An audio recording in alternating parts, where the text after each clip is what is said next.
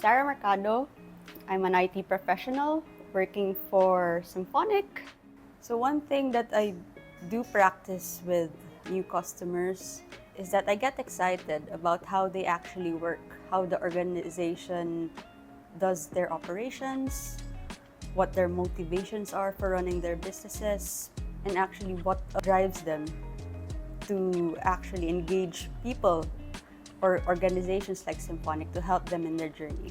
So one thing that I find important when dealing with these customers is actually trying to understand their specific context, regardless if they have previous experience with organized teams or not.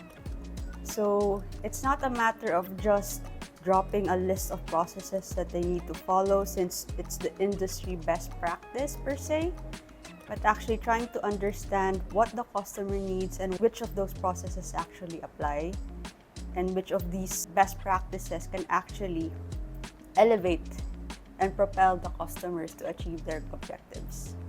One value that I think is important, especially when you're working as an outsider in the context of the customer, is to actually adapt the processes to the context of the customer. So if they're still in the process of maturing, it probably doesn't make sense to actually do 10 steps out of the best practices.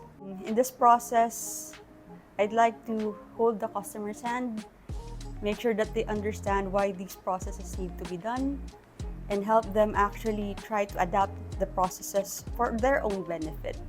So that when the project is done or the engagement ends, the customer will learn to actually appreciate what's been shared with them.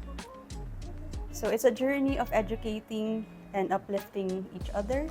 So this is something that I would like to practice with all engagements with some customers.